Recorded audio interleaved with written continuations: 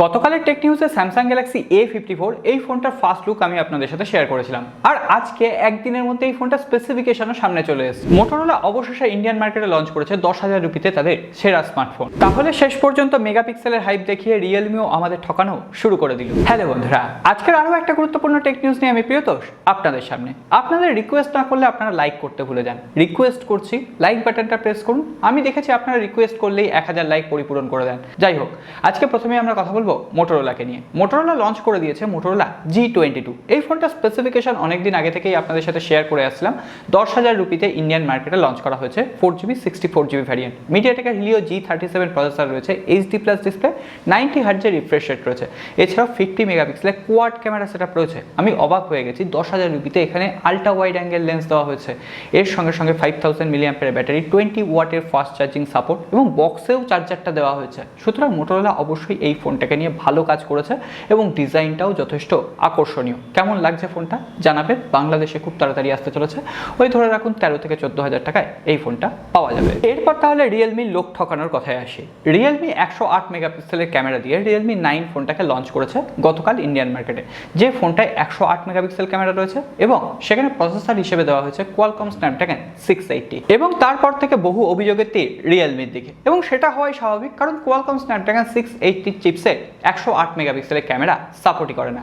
যাই হোক, আজকে রিয়েলমি অফিসিয়ালি জানিয়েছে রিয়েলমি 9 ফোনটাতে তারা 108 মেগাপিক্সেলের ক্যামেরা সেন্সার ইউজ করেছে ঠিকই, কিন্তু যে ক্যামেরাটা সেটা আপ টু 64 মেগাপিক্সেলই ছবি তুলতে পারে, এবং যে 108 মেগাপিক্সেলের ছবিটা ওঠে সেটা কিন্তু সফটওয়্যার অর্থাৎ পিক্সেল বিনিং টেকনোলজির মাধ্যমে। এটা কিন্তু রিয়েলমির অবশ্যই যে লঞ্চ ইভেন্ট বা অন্যান্য জায়গায় অ্যানাউন্স করা দরকার ছিল। রিয়েলমি যদি ধরা না পড়তো তাহলে এটা রিয়েলমি এড়িয়ে যেত। এর আগেও রিয়েলমিকে আমরা বিভিন্নভাবে কারসাজি করতে দেখেছি, সেটা গিগ বেঞ্চে হোক। এইগুলো কিন্তু স্মার্টফোনের ক্ষেত্রে টলারেট করা যায় না। আর গতকালই বলেছিলাম Realme 9 pro plus free fire edition launch করতে চলেছে। প্রথমে সেটা থাইল্যান্ডে লঞ্চ করছে এবং 12 এপ্রিল সেটা লঞ্চ করছে। সো দেখা যাক। এই ফোনটা স্পেসিফিকেশন এখনো 100% ক্লিয়ার হয়নি, তবে ফোনটার বিভিন্ন ফার্স্ট লুক সামনে এসছে। দেখে একটা আকর্ষণীয় ভাইব লাগছে, গেমিং ভাইব লাগছে। কেমন লাগছে জানাবেন। OnePlus Nord 2T এই ফোনটার স্পেসিফিকেশন গতকালই আমরা আপনাদের সাথে শেয়ার করেছিলাম। মিডিয়াটেকের ডায়মেনসিটি 1300 চিপসেট দিয়ে অ্যামোলেড ডিসপ্লে, 120 হার্টজের রিফ্রেশ রেট থাকবে। ওভারঅল একটা ভালো স্পেসিফিকেশনের সঙ্গে OnePlus Nord 2 ফোনটার সাকসেসর OnePlus Nord 2T আসতে চলেছে। এমনকি বলা হচ্ছে OnePlus Nord 2 ফোনটাকে এবার OnePlus ডিসকন্টিনিউ করে দেবে। হ্যাঁ, এবার সেটাই উচিত, কারণ আপনারা জানেন সেটা একটা বিস্ফোরিত ফোন। যাই হোক, OnePlus Nord 2T এই ফোনটার যে স্পেসিফিকেশন আছে তার দাম কিন্তু আজকে সামনে চলে এসেছে। বলা হচ্ছে ইন্ডিয়ান মার্কেটে 30,000 রুপির নিচে এই স্মার্টফোনটা লঞ্চ করবে। তো সেক্ষেত্রে যদি 30,000 রুপির নিচে এই স্মার্টফোনটা লঞ্চ করে, অবশ্যই বলবো একটা কিলার ডিভাইস। তো সেক্ষেত্রে OnePlus-এর এই ফোনটা ব্লাস্ট না করলেই হলো। আর এটা মে মাসের ফার্স্ট উইকে ইন্ডিয়ান মার্কেটে লঞ্চ করবে। এছাড়াও OnePlus 10 যে ফোনটা লঞ্চ করবে সেখানে মিডিয়াটেকের ডায়মেনসিটি 9000 চিপসেট থাকছে। আমরা প্রত্যেকটা স্মার্টফোন কোম্পানিকেই দেখছি মিডিয়াটেকের উপর বেশি ভরসা করতে। স্যামসাং তার ফ্ল্যাগশিপ লেভেলের ফোনেও কিন্তু মিডিয়াটেকের উপর পরবর্তী বছরে ভরসা করতে চলেছে।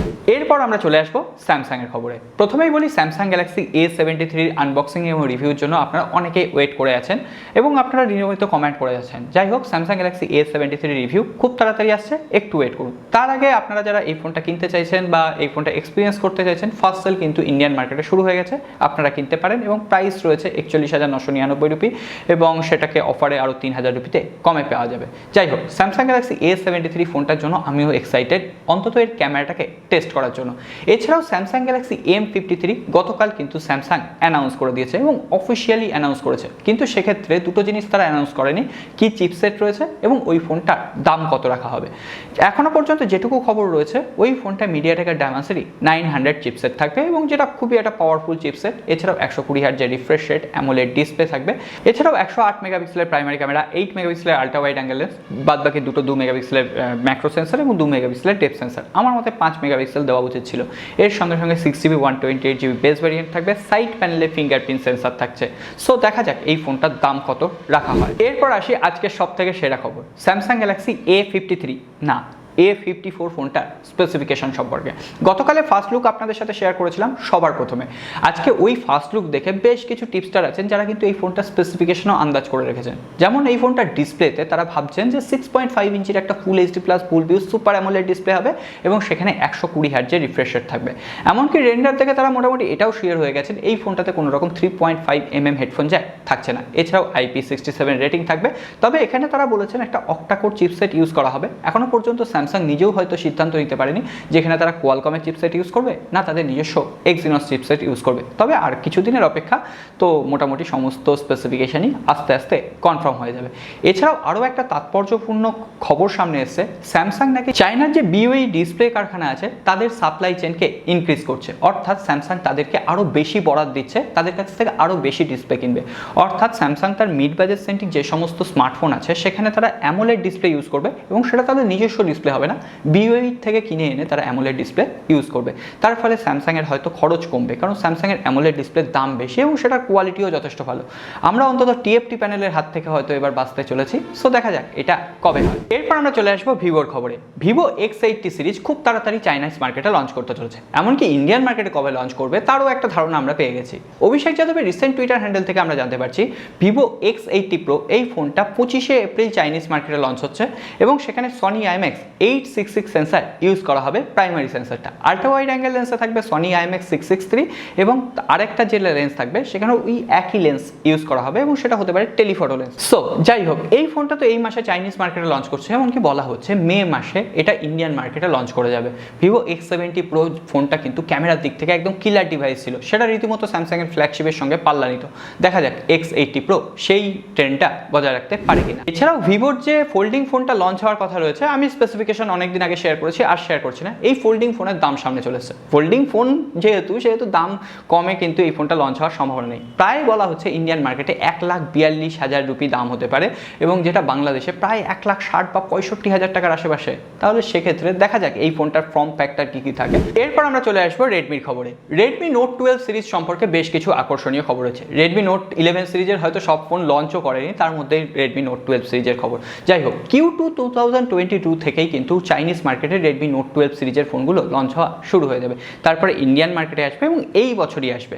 রেডমি নোট 12 সিরিজের ফোনগুলো নাকি সদ্য লঞ্চ হওয়া রেডমি K50 সিরিজের ফোনগুলোর মতো দেখতে হবে, এমন একটা লিক শোনা যাচ্ছে। তবে হ্যাঁ, কার্ভ ডিসপ্লে থাকবে না, এমনকি এই ফোনটা বিভিন্ন নেটওয়ার্ক ওয়েবসাইটেও কিন্তু এনলিস্টেড হওয়া শুরু হয়ে গেছে এবং সেখান থেকে জানা যাচ্ছে রেডমি নোট 12 সিরিজের বেশিরভাগ ভ্যারিয়েন্টই 5Gর সাথে লঞ্চ করবে। এছাড়াও যে ফোনটার জন্য আমরা অপেক্ষা করে আছি Xiaomi 12 Lite ফোনটা, যে ফোনটাকে অলরেডি বলেছিলাম Xiaomi 12X Pro বা 12X যে ফোনগুলো রয়েছে সেই ফোনগুলোর মতোই দেখতে হবে, এমনকি কার্ভ ডিজাইন থাকবে। এই ফোনটা আজকে ভারতবর্ষের BIS সার্টিফিকেশন সেকশনে এনলিস্টেড হয়ে গেছে। এর সঙ্গে সঙ্গে বিভিন্ন মাল্টিপল ওয়েবসাইটে দেখা গেছে, তো সেখান থেকে বেশ কিছু স্পেসিফিকেশন সামনে পেয়েছি, যেমন কোয়ালকম স্ন্যাপড্রাগন 778G চিপসেট থাকছে, অ্যান্ড্রয়েড 12 থাকছে, MIUI 13 বেস লঞ্চ করবে। এছাড়াও এর বেস ভ্যারিয়েন্ট 6GB 128GB হবে। ফুল HD+ OLED display, 120Hz refresh rate থাকবে, আন্ডার ডিসপ্লে ফিঙ্গারপ্রিন্ট সেন্সর থাকবে। এছাড়াও 64 মেগাপিক্সেলের ক্যামেরা থাকবে, যেখানে OIS অর্থাৎ অপটিক্যাল ইমেজ স্টেবিলাইজেশনের সাপোর্ট থাকবে। এছাড়াও NFC থাকবে, Wi-Fi 6 এর সাপোর্ট থাকবে। ওই সেমি মিড বাজেট বা সেমি ফ্ল্যাগশিপ একটা ডিভাইস হতে পারে। ইন্ডিয়ান মার্কেটে আশা করা যায় 25 থেকে 30,000 রুপির মধ্যে লঞ্চ করবে। এরপরে সবশেষে একটা ইন্টারেস্টিং সায়েন্সের খবর দিয়ে আজকের টেক নিউজ পর্ব শেষ করব। আচ্ছা, আপনারা কি এলিয়েনে বিশ্বাস করেন, অর্থাৎ অন্য গ্রহে প্রাণের অস্তিত্ব আছে কিনা, এগুলো বিশ্বাস করেন? যাই হোক, এই এলিয়েন আছে কিনা তা নিয়ে কিন্তু বিভিন্ন ধরনের মতভেদ আছে। কেউ বলেন আছে, নাসা কোনো সময় প্রমাণ পেয়েছে, তারপরে সেই প্রমাণগুলো নস্যাৎ হয়ে গেছে। নাসা এই ধরনের প্রমাণ করতে পারেনি যে এলিয়েন আছে কি নেই। যাই হোক, নাসা কিন্তু এবার এলিয়েন আছে কিনা জানার জন্য একটা উল্লেখযোগ্য স্টেপ নিয়েছে। নাসা বলেছে তারা দুটো কার্টুনের ছবি, একটা ছেলে কার্টুন একটা মেয়ে কার্টুনের ছবি, যাদের গায়ে কোনো রকম বস্ত্র থাকবে না, অর্থাৎ বুঝতেই পারছেন কোনো রকম জামা প্যান্ট থাকবে না, সেই দুটো কার্টুনের ছবিকে বা কার্টুনের একটা মনিকার্ড তৈরি করা হবে। সেই মনিকার্ডগুলোকে তারা বিভিন্ন গ্রহে পাঠাবে, যে গ্রহে প্রাণ থাকা বা অস্তিত্ব থাকার সম্ভাবনা রয়েছে। এতে কি হবে? নাসার যুক্তি হচ্ছে ওই ধরনের ছবি দেখে এলিয়েনরা নাকি আকৃষ্ট হতে পারে এবং এলিয়েনরা আকৃষ্ট হলে তারা আমাদের ডাকে সাড়া দিতে পারে, নাসার বিভিন্ন রাউটারে তারা নাকি ধরা দিতে পারে। সো নাসা এইভাবে একটা স্টেপ নিতে চলেছে। আজকে আর কথা বলাচ্ছি না, দেখা হবে আগামী।